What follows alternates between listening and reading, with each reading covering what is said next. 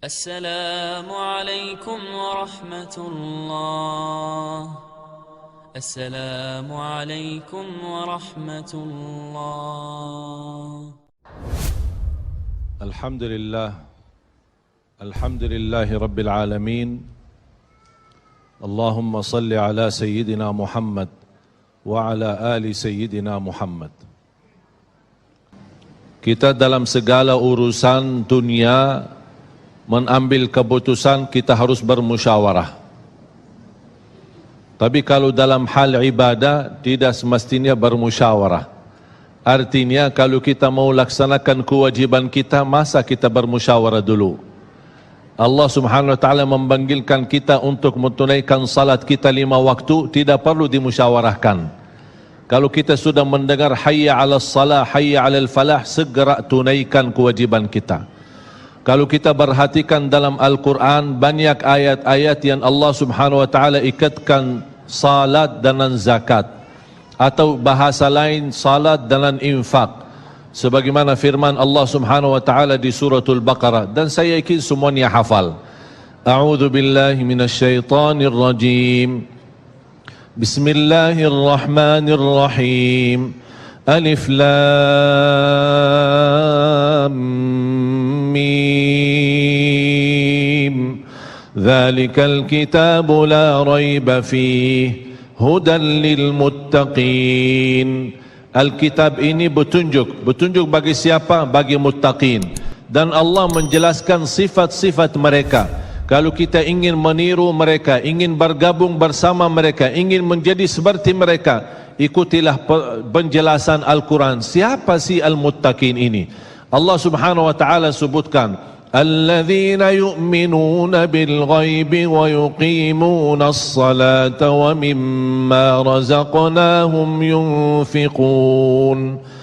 Mereka adalah yang beriman tentang ghaib. Apa yang ghaib? Allah, malaikat, jannah, surga, neraka, segala sesuatu yang ghaib mereka percaya, walaupun mereka tidak melihat dengan mata sendiri. Dan sifat mereka alladzina yuqimuna as-salah. Beda artinya yuqimuna as-salah sama yusallun. Ada orang hanya kerjakan salat, tapi ada orang mendirikan salat. Ada 2 orang salat di saf pertama, sama-sama ruku', sama-sama sujud, sama-sama membaca Al-Quran, tetapi satu diterima oleh Allah, satu tidak diterima oleh Allah. Apa persoalannya? Karena satu menghadap Allah dengan hatinya, dan satu hanya menghadap Allah dengan fisik badannya. Makanya kita melihat orang yang salat dengan hatinya, nikmat salatnya, bisa tenang bacaannya, tenang rukuknya, tenang sujudnya. Beda sama orang yang buru-buru melaksanakan salat. Saya pernah masuk satu masjid, habis saya tahiyatul masjid duduk. Saya melihat seorang baru masuk dan juga tahiyatul masjid. Saya melihat gerakan salatnya, subhanallah, bukan subhanallah, na'udzubillah, luar biasa cepat. Saya hanya menangkapi bacaan gerakan salatnya. Saya baca Al-Fatihah, saya baru selesai waladdallin amin, dengan saya mencuba bagaimana bandingkan bacaan Al-Fatihah dengan salat beliau, dia sudah sampai ke tahiyat, padahal baru saya selesai surat Al-Fatihah. Salat apa ini yang kita kerjakan? Banyak orang-orang berlomba-lomba seolah-olah ada juara. Siapa yang paling cepat selesai salat dapat juara 1. Inilah yang terjadi dalam keadaan kita. Makanya kita merasa tidak nikmat salat kita. Yang kita hanya kejar seminar khusyuk dalam salat, latihan khusyuk dalam salat. Sebenarnya Bapak Ibu biar faham, tidak ada perintah dalam Al-Quran memerintahkan salat yang khusyuk. Tidak ada perintah dari Rasul salat yang khusyuk. Salat khusyuk itu apa? Salat yang khusyuk hasil dari salat yang tenang. Allah perintahkan ketenangan dalam salat. Ar-Rasul SAW memerintahkan ketenangan dalam salat.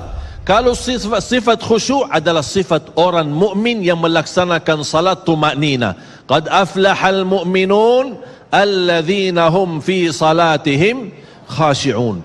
Ketika ada seorang datang ke masjid di zaman Rasulullah sallallahu alaihi wasallam, masuk masjid, tahiyatul masjid, selesai salat, dia datang kepada Rasul mau salaman, Rasul tidak menjawab. Bahkan Rasul berkata, salli fa innaka lam tusalli, salatlah karena kamu belum salat.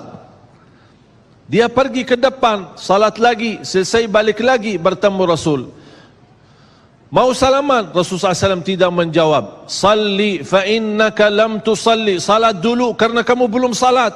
Sampai 3 kali dikasih tahu oleh Rasulullah SAW. Akhirnya orang berkata, mohon maaf ya Rasulullah, saya tidak tahu selain ini salatku. Gimana? Kata Rasulullah SAW, fa idza qumta faqum mutma'inna. Kalau berdiri, berdiri tenang, tumaknina. Tumaknina salah satu rukun di dalam salat. Tidak sah salat seorang tanpa Al-Fatihah, betul?